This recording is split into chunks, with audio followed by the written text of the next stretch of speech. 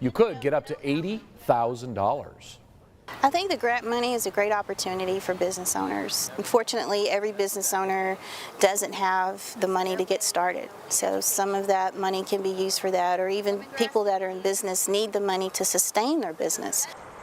If you're interested in applying, head on over to weallwinwaco.com. And if you're one of the businesses that makes it through, you should know by early October. So good luck. And Temple College has been awarded a little over $400,000 in new grant money. It will be used to give current healthcare students customized training related to patient care technician services. The grant comes from the Texas Workforce Commission's Skills Development Fund. Its focus is on helping students increase their special abilities and possibly pay when they leave school. And with Labor Day behind us now, the season of political ads has begun, and now some big money is really being thrown into new ads targeting Governor Greg Abbott.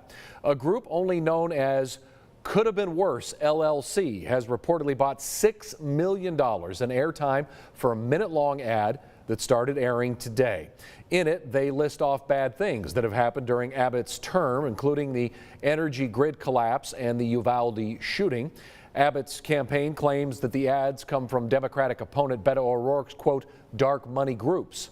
O'Rourke says he doesn't know who is airing those ads. And if you're interested in learning more about these political ads and how much of them are actually true, we dove in today with some investigation information for you. Please visit our website, kcentv.com. Just too much to break down there for you right here at 10 o'clock. Well, a new report by the Houston Chronicle says Texas is spending around $1,700 per person to send migrants to cities like Chicago and New York. It started as a way to relieve pressure put on Texas Border Services. Operation Lone Star, as it's being called, has reportedly cost the state over $14 million. Governor Greg Abbott recently claimed they had already bused over 10,000 migrants to Democrat-led so-called sanctuary cities. Some have called the tactic cruel. Abbott says he hopes the program gets President Biden to recognize the crisis that's going on at the border. Most of America has not really understood the magnitude of the problem that we have on the border until we started sending these buses up to New York. Remember, this is not a Texas problem. This is an American problem caused by the President of the United States of America. Meanwhile, over in East Texas, hundreds of migrants from Venezuela were recently dropped off in the city's downtown area. Border Patrol says a lack of housing in jails and nonprofits is to blame, and that they needed to open up spaces at local processing centers. And new for you tonight, DPS Director Steve McCraw says he will resign if he finds out any of his troopers had, quote, any culpability for the failed Uvalde shooting response. McCraw reportedly made the comment when confronted by a reporter from CNN in Brownsville. It was McCraw's first public remarks on the event since June. Of the 400 officers that responded to Uvalde on the day of the shooting, 91 of them were DPS. McCraw has largely blamed local officials for their failed response. And new special agents have been deployed to Uvalde after a suspected gang-related shooting there Thursday night.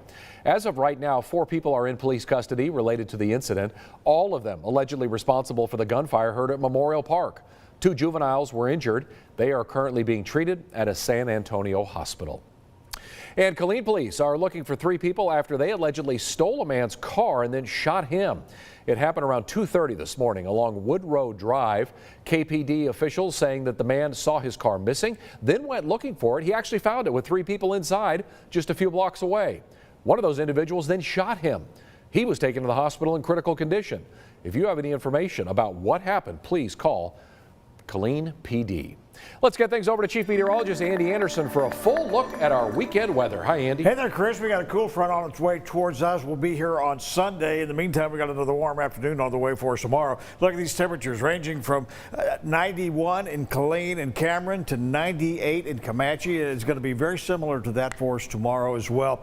Good radiational cooling tonight, clear skies, light winds, and low humidity value. 79 right now, 54% relative humidity, and a light east wind at 6 miles an hour. Overnight tonight, those temperatures will fall down into the upper 60s, in many cases even into the mid 60s. So very nice autumn-like conditions for us, even though we're still in summertime. Here's the front, and by tomorrow afternoon, it should be pushing through Abilene, the big country, should be through the Dallas-Fort Worth area after midnight. And I think the front itself will be coming in here on Sunday morning. Now, we will probably see a little bit of a wind shift during the day tomorrow as a prefrontal trough makes its way through central Texas. Clear skies tonight, mild conditions. I'm going to go 67 for an overnight low with east winds around 5 miles an hour. Sunshine tomorrow if you're heading towards the lake. It's going to be nice in the morning, but the afternoon gets hot. And again, no need to tell you, use that sunscreen if you're going to be out on the lake because it really will toast you.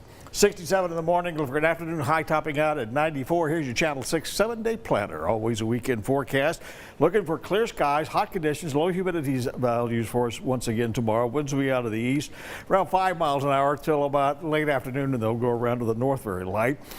The winds will pick up on Sunday. Out of the north, 10 to 15, gusting to better than 20 at times. That's when the cool front comes through. And we'll top out at about 92, back down to the 60s for a low Monday morning. But our afternoons really start warming back up again. Chris? Great, Andy. I'm wishing you a wonderful weekend. Enjoy it. You as well, sir. Thank you so much. All right, we're almost done here. This we have to mention before we go. Across the world, millions of people took today to mourn the death of Queen Elizabeth II. Britain's longest serving monarch, she held the throne for 70 years. Now her son, Charles III, is the king. He addressed the nation today, promising to serve as she did. In her passing, that promise of lifelong service I renew to you all today. And worth noting, the British national anthem has already been changed to God Save the King. President Biden has already said he plans to attend the former Queen's funeral. We don't know exactly when that might be. It's going to be 10 days of mourning and then a funeral sometime soon.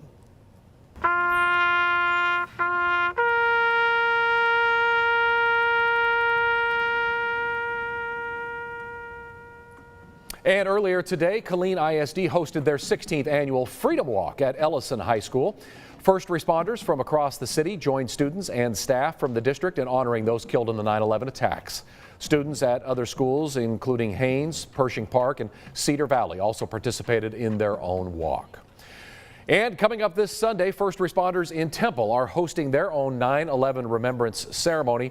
It will be at the Central Fire Station on North 3rd Street. It starts at 8:45 in the morning, and anyone is welcome to show up. Waco first responders will be holding similar ceremonies at all fire stations as well. Those will start around 7:40 in the morning. All that information is posted at our website, kcentv.com. Well, on behalf of all of us here at 6 News, wishing you a wonderful, safe weekend. We hope to see you back here on Monday. Enjoy Cowboys on Sunday night. But in the meantime, we've got all your football headed right now with Sports Director Curtis Quillen and the rest of the 6 News sports team. Enjoy it, everybody.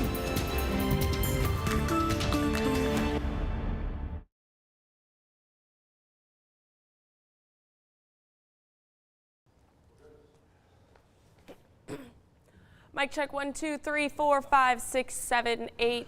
Thank you. I think I grabbed your phone. It's a heavy sucker. I know, it's blocked. Mic check 1, 2, 3, 4, 5, 6, 7, 8, 9, 10. It's a hand workout, you know. What? Oh. Okay, hold still. All right, you kids, have a good show. Yeah, I don't have it in-house. That's a KAGS game. Move it down to the stream.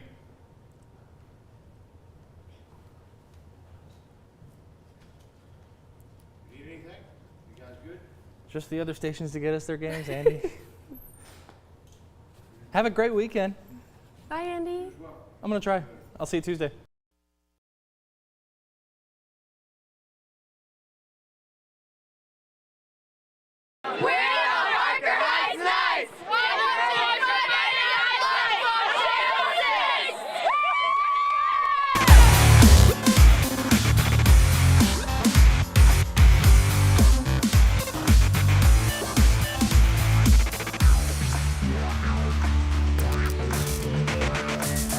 District play begins, a rivalry returns, and the football is continuing to heat up. Welcome into week 3 of Friday Night Lights. I'm your traffic cop alongside Nicole Sheeran. We will hear from Matt Lively in just a moment. For the first time in 7 years, two Bell County rivals separated by just the city of Temple are facing off. Rogers and Troy, they've scrimmaged but haven't met in the regular season since 2015. And they enter tonight's game of the week in very different ways. Troy's 1-1, Rogers is 2-0, and right now the 3A team of record in Bell County after its upset of Academy in week 1. And Steven Hermsmeyer at Troy told us this week he wanted to see more from his offense this week after turnovers the past 2 weeks. Would he get his wish tonight? Only time would tell. We've got a packed house with an eerie looking moon at Trojan Stadium for this showdown tonight. Yeah, an awesome game in this one. You see the touchdown here in the first quarter. Nice little strike there for the Eagles. Sorry guys, don't have our script didn't get put in for this one. Oh, there he goes. He's running down Troy the right. responding with a nice little touchdown of its own. So I'm guessing tied at this point. Yep. There's another one. Troy's Now showing some Troy did offense. have a lead going into the half in this one. And they're responding well, especially given all the issues they had in the first couple of weeks, Nicole. Oh, that one was tipped off, caught by Troy. All right, they're showing a little something. Yeah, anyway, you see the highlights here. 21-15 is the score at the half as you see the pick right here. Penalties would stall the drive after that for Rogers. Final score in this one, 28-21. Rogers gets the win. Matt Lively had a front row seat, and he can probably explain it a lot better than we were just able to, but he's standing by the victorious Rogers Eagles and Charlie Roten.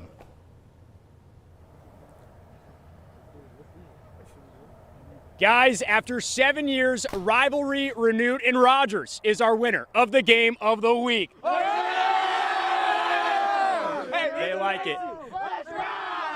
Let's ride. I like that. Let's ride with Coach Roten. Get in here, Coach. This is a great rivalry. It hasn't happened in a couple of years. What did you tell your team coming into this week? Well, you know, we hadn't had much experience playing Troy. We've been scrimmaging them, so you know, we knew it was going to be a big ball game. We knew that they were going to play hard. We knew it was going to be tough playing here, but our kids did a great job. Had some resiliency and were tough. The things we asked them to do, and they just did a great job. What can you say about your defense? They don't allow a second half point. You came into the second half down, and they really responded. Yeah, the defensive coaches did a great job. Made some great adjustments at halftime, and they deserve all the credit, along with the kids. They were out there doing it, but you know, they just did a great job adjusting, and the kids did a great job executing. All right, let's bring Garrett in here, man. You had a heck of a game. I just up and down the field all night long. How did you respond to some of this energy that you could feel from their crowd? It just fueled me up. Just made me want to go even more. When you've got a character like these guys behind you, what are your teammates like back here? Not very smart. Well, at least they got the win. My last question for you. Growing up, did you hear about this rivalry, Troy and Rogers? Never. Never. It was only Academy. Only Academy. So really, this was just another game for you. Yeah. Until I heard it was rivalry. And then I was like, and then I was happy about it. All right, and if anything, that just means that they've got to start playing this game on a yearly basis. Rogers takes home our Week 3 Game of the Week trophy, 28-21, the final here. We've got plenty of more coming up in Friday Night Lights. I'm going to let these guys go celebrate. You guys happy? Yeah! Back to you guys. Eagles sitting on their perch. That's a nice little win. Thanks, Matt. We'll check in just a bit. Let's keep rolling through Class 3A with Clifton. The Cubs won just one game last year, and tonight, in just their third game this season, could beat that mark. The Cubs are looking to get back to the playoffs for the first time since 2019 and could build some momentum with a win tonight. Cubs hosting Bosqueville tonight in their home opener. Now, here we go. Their quarterback throws the ball down. Oh, and it is blocked off. Now, tonight was a huge defensive run for both teams. The quarterback goes again. Nope. Cubs down again. Takedown number 2 for that one. All right, now we got defense on both sides of the ball here, guys. The Cubs, that one gets tipped off as well. The first quarter was really a defensive scheme on both teams. Not a lot of offense. The first quarter ended up zeros on both sides of the ball. So we got a final score, though. Bosqueville Bulldogs took the win 21-7 here. Let's go through other scores in Class 3A. You see that one, 65-6 Whitney all over Dallas-inspired Vision in its district opener tonight at home. 16-7 Groesbeck takes down Marlin in a 2A versus 3A matchup. Centerville Tigers take the win 44-29 against the Lions. The Lumberjacks fall to the Franklin Lions 35-23. That's a big 3A Yeah. matchup. Academy all over Hillsboro 48-28, and Lorena all over Cedar Hill Trinity 58-22. And that is it for Class 3A, but don't go anywhere. We're just getting things started here on Friday Night Lights. Up next, highlights of all 4 Area 6A squads. We're back after this.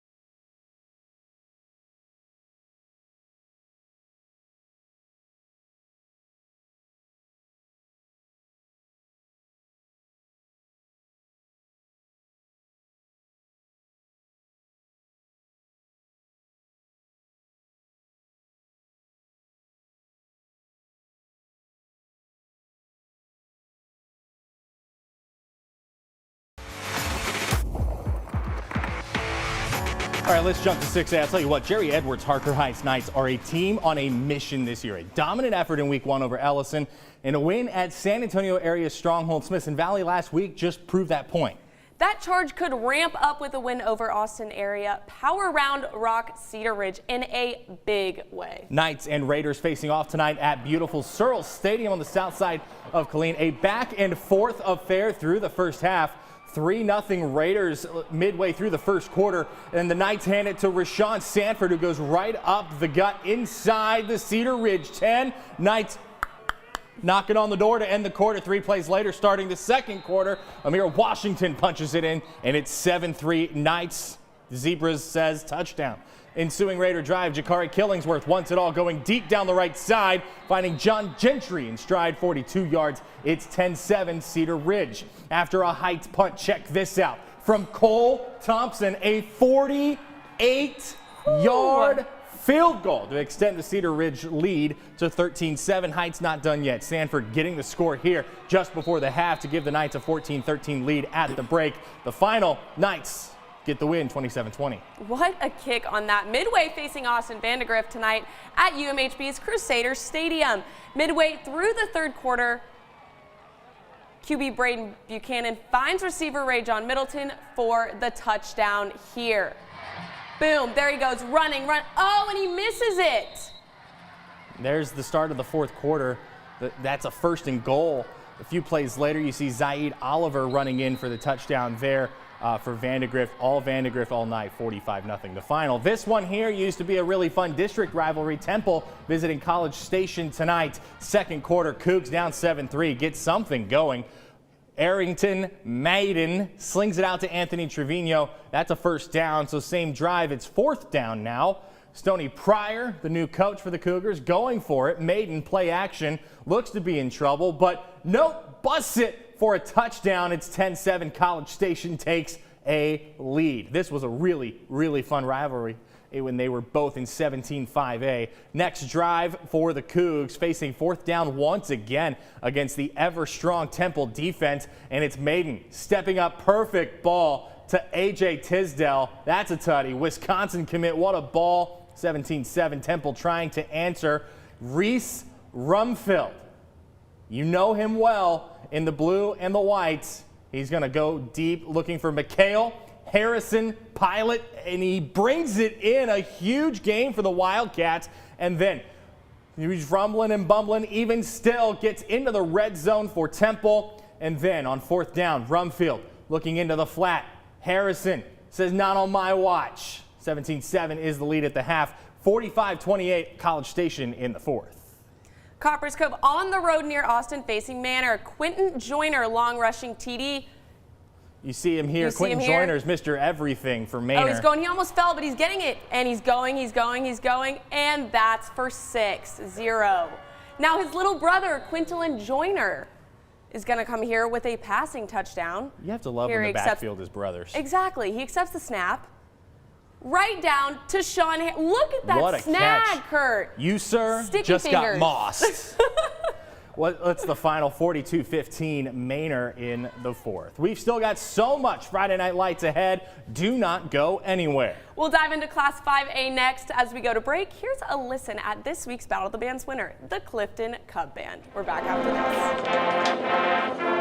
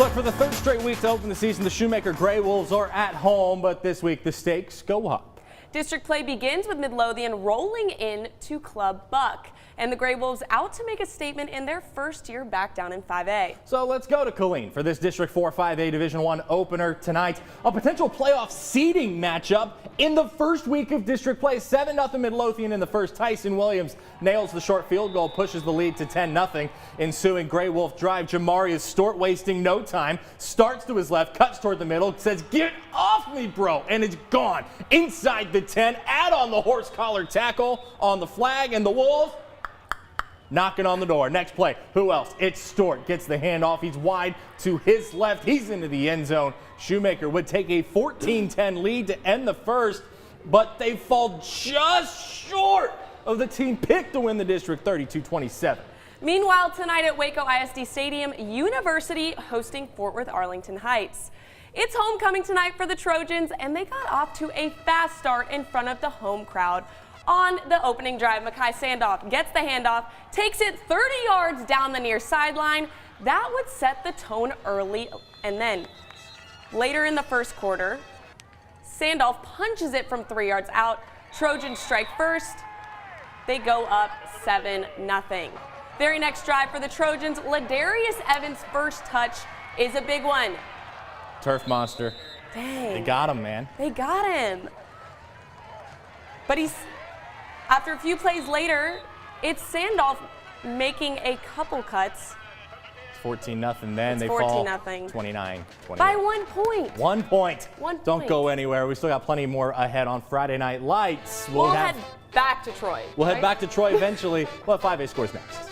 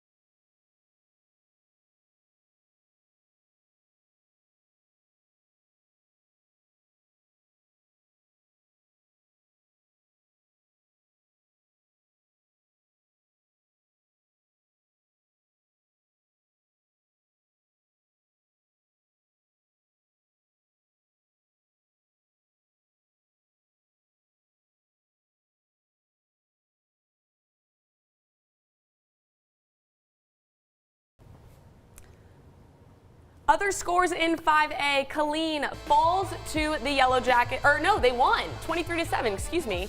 Chaparral falls to the Mustangs 15-22. And look at this in their first district game. Lake Belton by 1 in overtime, 48-47 over Red Oak. That's it for the NBC portion. Live streams next. KCENTV.com, Facebook, YouTube, 6 News mobile app, 6 Plus on your Roku, your Fire Stick, YouTube, wherever you get 6 News.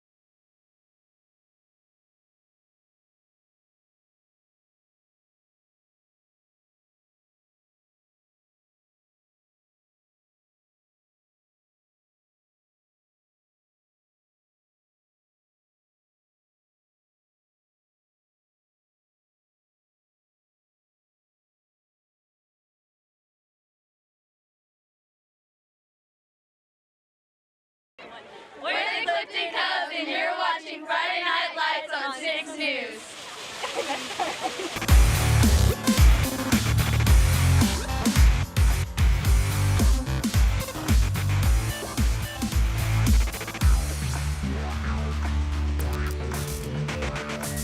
Last week, we saw history for Connally. Tonight, a rivalry renews for the first time in 7 years. Welcome into the live stream portion of Friday Night Lights. I'm Curtis Quillen. And I'm Nicole Sheeran. We'll hear from Matt Lively in just a moment. Troy and Rogers have not met in the regular season since 2015. Curtis, you weren't even here yet. I know, imagine that. Troy is 1-1, Rogers 2-0, and right now the 3A team of record in Bell County before tonight's game after its upset of Academy in week 1. And Stephen Hermsmeyer at Troy told us this week he wanted to see more from his offense after turnovers the past 2 weeks.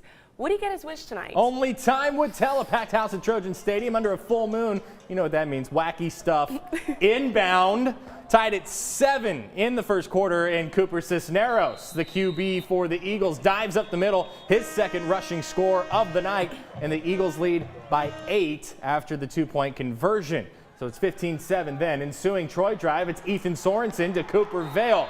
That's a touchdown, and the Trojans are within 1. It's 15-14, and ladies and gentlemen, we're still in the opening frame. A drive later, penalties keep the Trojans in it, and on third down, Sorensen finds Hunter Fowler wide open in the corner of the end zone. The closest defender was still getting on the bus in Rogers. The Trojans lead 21-15 here in the second, and it's the next Eagle drive. Cisneros rolls out, ball hit off on the Oski drill. Eagles have it going the other way right before half. Penalties would stall the drive. Beep, beep.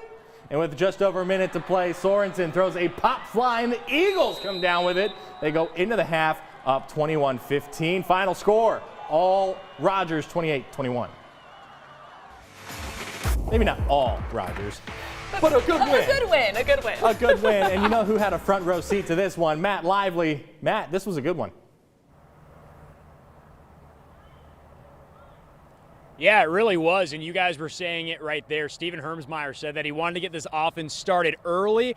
They did exactly that. Scored 21 points in the first half, but it was that second half where it just seemed like nothing was clicking. Tell you what, I came in here in the third, and it just seemed like wherever Troy was moving the ball to, an Eagle defender was there to meet them. The pivotal moment in this game came in the fourth quarter, 9 minutes left. Troy marching down the field, fumble, turnover, and that was all she wrote. There was 9 minutes at that point. The Eagles were able to tick off 5 minutes off the clock, and then Troy couldn't do anything after that. They accomplished coming out, scoring early. But I had said earlier in this game, they've got to keep up. They didn't keep up in the second half. Rogers is a really good team for a reason, but I was really impressed with what I saw from Troy here tonight. They just didn't play a full 4 quarters. But a lot of promising football here from the Troy Trojans. I was really impressed overall. But as we've said, just couldn't get those 4 quarters done. Really good game. I love these game of the weeks. They're just so much fun to be out here. Garrett Wolf was telling me in the post game that he actually didn't know much about this rivalry coming in. They hadn't played since 2015, so these kids are young. They don't know much. But if you had asked me that, if they had known nothing, I wouldn't have believed you, because these fan sections going back and forth at each other, it was electric. It was very fun to watch, and I really hope this becomes an annual game that they get back into the mix, because it was a lot of fun to watch. Guys, lots more to talk about, but I'll send it back to you for the rest of the highlights. The last time these two teams played for these seniors would have been when they were in 5th grade. So things change. Yeah, things change. Legitimate children, and they are now grown men.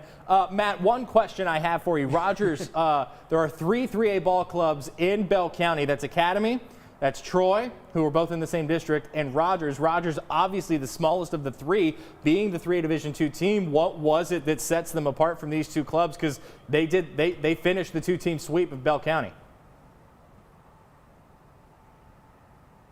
Yeah, well, I'm going to go ahead and say defense. Obviously, they beat Academy there in week 1. Now they've got the Troy win off their belts. But to come out the way they did in the second half, it was a completely different defensive unit than I saw in that first half. It was like the Trojans couldn't move the ball down the field, and when they did, they forced a turnover. So it's really textbook stuff by Charlie Roten's squad.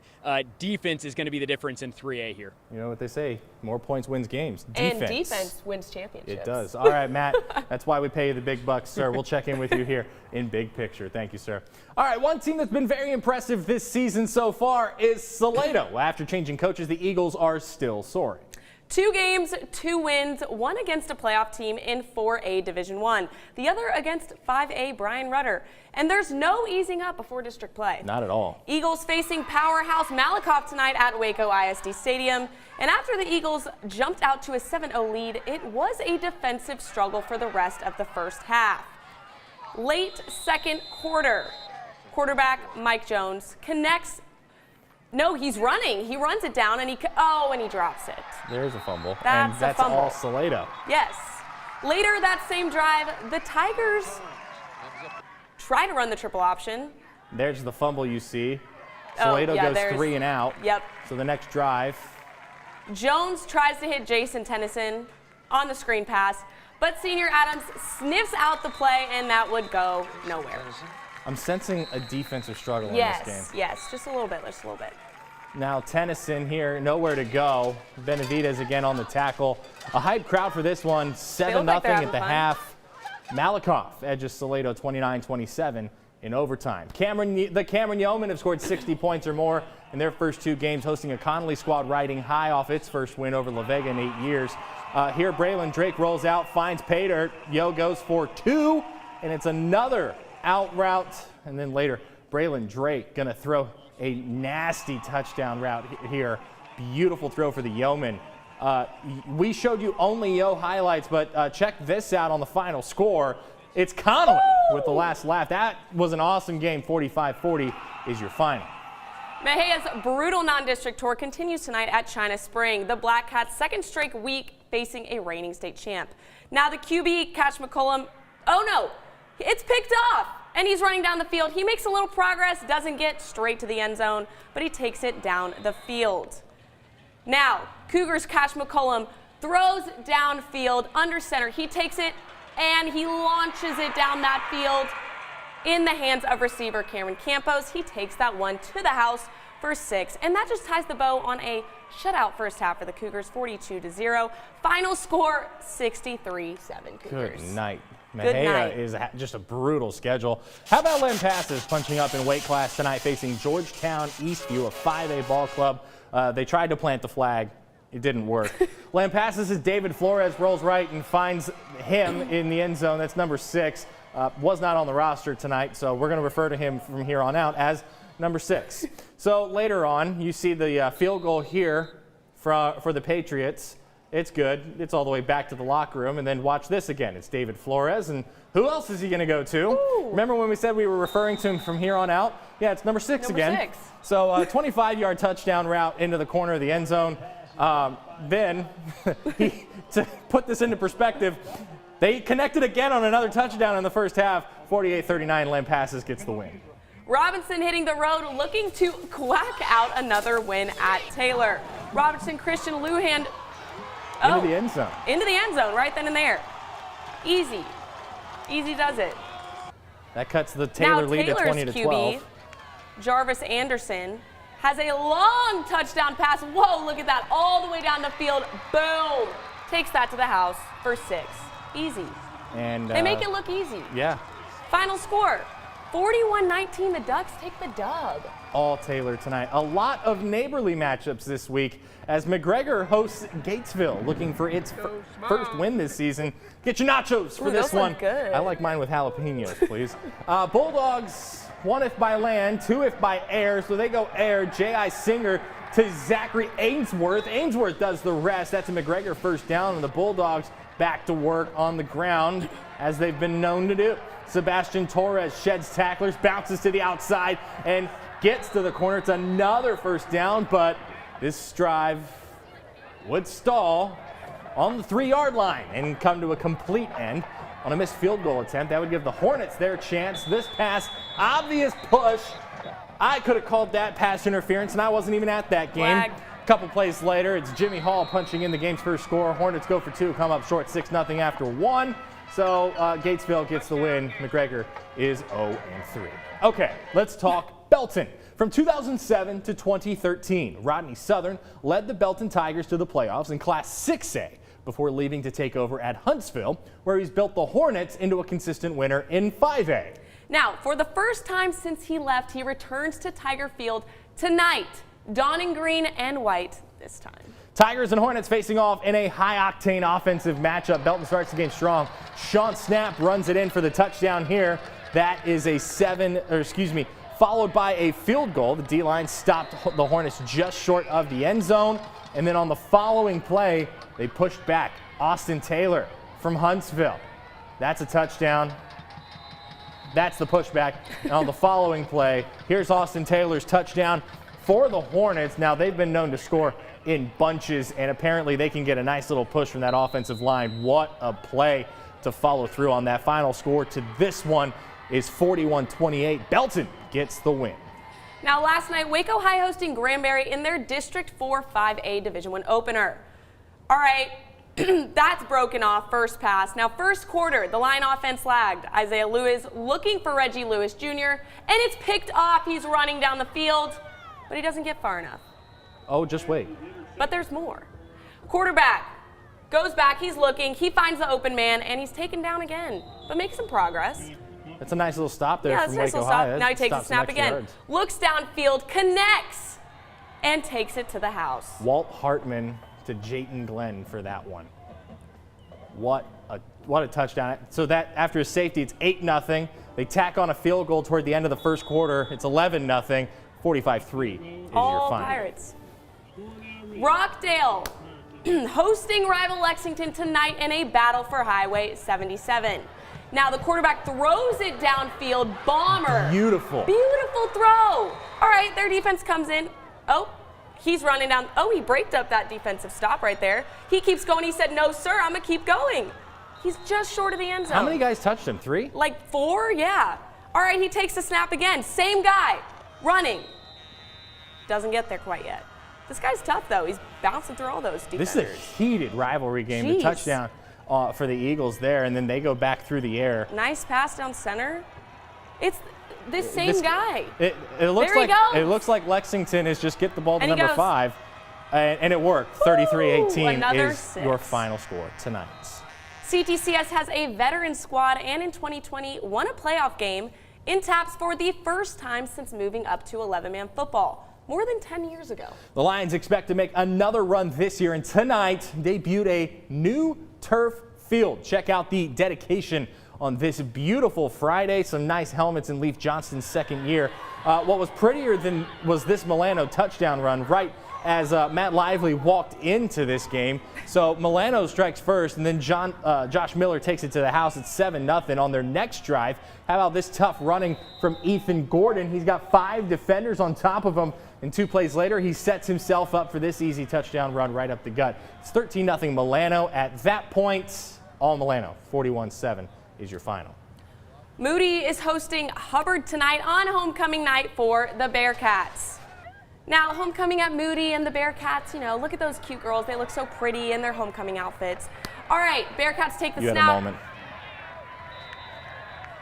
You had a moment with the homecoming court. I did. I had a moment. I'm sorry. I'm sorry, guys. I had a moment. Okay, back to it. Back to it. Oh, look, here's the cheerleaders cheering them on. Third Bearcat score of the night, of the first half. Woo, look at that throw downfield. Oh, he said not so fast. Nope. All right, Moody quarterback throws it downfield. Oh, he's running. He's running. Does he take it all the way? He keeps going. I'm going to guess he does. Does he? That's Tucker Staten. And he does. Tucker leaps for that touchdown in the end zone. 38-8. 38-8. Let's head to Axel hosting Dawson last night. 3 seconds to go until halftime. Brant Boatwright lofts one up. It's off the Longhorns' fingertips, straight into Haston Easley's arms. Throw them up, 18-16 in the third quarter as we come out of the locker room. So 3rd down for Dawson. Boatwright looking left. Jace Johnson that time. The 2-point conversion pushes the lead to 10. It's 26-16. Ensuing drive, Colton Horn to Kelby Hollingsworth to the outside. Finds the pylon. Touchdown. 2-point conversion cuts it to 2. It's 26-24. Dawson wins it 44-38. All right. It's time now for one of our favorite parts of this show, Gridiron Player of the Week. For this week's Nicole, you went to Cameron. What a beautiful time to go to Cameron with a Connolly-Cameron-Yo matchup Yeah. tonight. I mean, explosive performance sparking an explosive offense. And that's why Cardarius Bradley won Gridiron Player of the Week, Kurt. They want to see me run like that more in the game. I plan on doing that also. Cameron Yoe Jr. running back Cardarius Bradley doesn't just run, he sprints all over that field. As soon as he breaks through, I'm like, it's either a touchdown or he's getting at least 30 yards. You know, he's a real fast guy, one of the fastest on the team. Last Friday, those runs turned into touchdowns, 5 of them. Second play, seen the hole, I took it, scored. Second touchdown, the hole opened up wide for me, took that. That was my second touchdown. My third touchdown, I was at the 30-yard line, got that, went 28 zone, got to the sideline, scored. Then my fourth one was, it's a lot. I think it was like on the 5-yard line, broke away for that. The list could go on and on and on. The running back slot is somewhat new for Bradley, a role he stepped into on the JV squad last year, switching from wide receiver. But it doesn't stop there. He also has a job to do at corner. What we do is we rotate him out every third series at running back so that we can get him in the game and play corner. And so he's done whatever we've asked him to do. He works extremely hard to be the best running back he can be, but he also works extremely hard to be the best corner that he can be. A double threat who puts in the extra work to be the best. He's just a real hard-working dude. That's why I trust him so much in the backfield. As soon as he gets the ball, I expect a whole lot out of him. Expectations are high for Bradley, and he continues to perform on the field. But it takes a battle in the trenches to open up the green. You know, I patted him on the back and told him that, you know, you had a heck of a game. That was a good game. Make sure you thank your offensive lineman. Don't worry, Coach. He sure did. I wouldn't have played like that without my O-line. They helped me a lot through that, so I really appreciate them. The O-line running back connection is strong for this squad, and the best part? Well, this is just the beginning. I think he's going to be somebody that you're going to hear a lot about, you know, especially if our offensive line keeps blocking the way it is. Kurt, it may not have gone Yo's way tonight, but Bradley is going to be key to that offense. Especially with District 11 3A Division I play starting in 2 weeks. Yep. Awesome performance from him last week. Okay, one other 4A score tonight. La Vega on the road at Midlothian Heritage. Not a good night for the Pirates, 41-14, although Heritage made the jump to 5A. All right, some 2A scores for you. The Bobcats took the dub 42-20 against the Eagles, and the Pirates with a shutout 43-0 against Rio Vista. Crawford doing what Crawford does. How about Thorndale all over Riesel tonight, 54-21. Rosebud Lot 36, Goldthwaite 14. 38-36 final. The Bearcats take the win against the Valley Mill Eagles, and the Granger Lions with a 28-20 win over the Hornets. Holland, wow. Mark. All mark, all night. Hey, guess what? They just scored again, 68-7 over Italy. Bartlett getting the win, 47-6. How about that for Brian Cosma's ball club on the road at Meridian? 64-6, the Chilton Pirates came to play tonight against the Panthers. 50-22, the Bremen Tigers take down the Sandies. What a performance there in 1A. Last check on this one, 32-0 Abbott over Keene in the second. My guess is that was a 45-point Mercy Rule win. 66-20 Oakwood over Aquila. All right, we got some more 1A scores. 52-37, the Jonesboro Eagles came to play tonight also. And then the Tigers at 50-34 over the Owls. Oglesby looking good. So Bishop Riker's game against Dallas Shelton canceled tonight. When I texted Billy Overshone, he said that injuries have their roster too small to safely play tonight. They're hoping to get back on the field next Friday night. Live Oak all over Vanguard tonight, 50-0. Wiley Prep Patriots and the Bulldogs, they're actually going to play tomorrow. That game got moved. It got moved. Yep. Zephyr takes down Eagle Christian 54-6. Okay. I like this part of the show. It's the best part of the show. It really is. Let's talk big picture. Let's bring Matt Lively back into the fold. So Matt, any results that stick out to you tonight? Because to me, it's Mark.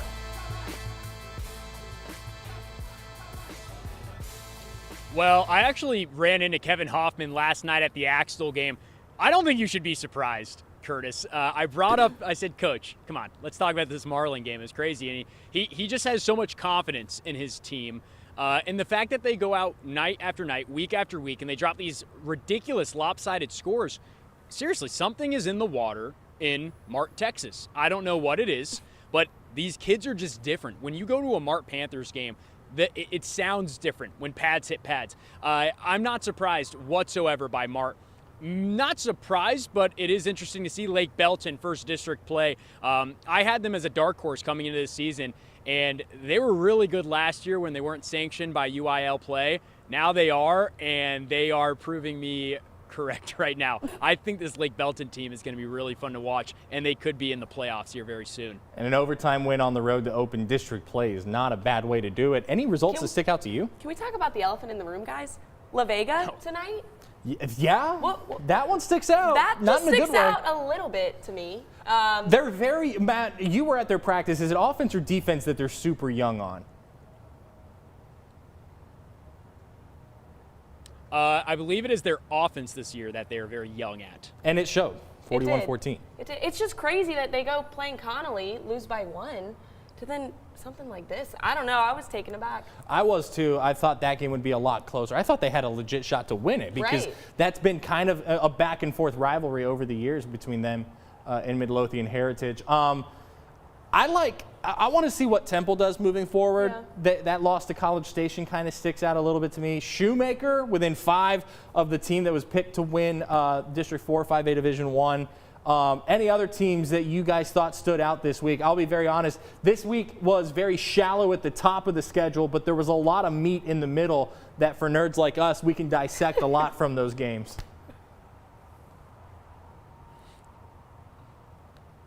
I'll say this. Troy did not get the win, but I was really impressed with how they played. I just talked with Coach Hermsmeyer off camera while I was waiting for you guys to come back to me, and he said, gosh, we handed the game away down on the other end of the field when they had a turnover. They were right there. Penalties cost them, and that turnover cost them, but I was really impressed with Troy tonight. Nicole? I will say Robinson tonight. That was, a little surprising to me. 2-0 before. They dropped it on this one. But I will say something about Troy, Matt. When I talked to Coach Hermsmeyer on Monday, he did say, he hit the nail on the head. He said, it's turnovers. That's our problem. And that's what cost And that's exactly what happened. So it's nice to hear, Matt, that you saw some good things from that squad. It's the beginning of the season. They're going to work those kinks out, hopefully. So the team I want to point out, Harker Heights, that's their wins so far. Ellison, Smithson Valley, Round Rock, Cedar Ridge. Those are not teams to look down on, especially not for Harker Heights. I thought that game was back and forth, and to see Heights be able to be the more physical team and get the win is a huge plus. Matt, you're a company man, and you went to Arizona State. I went to Oklahoma State. We heard Nicole talk about her Georgia Bulldogs on this show last week. Baby.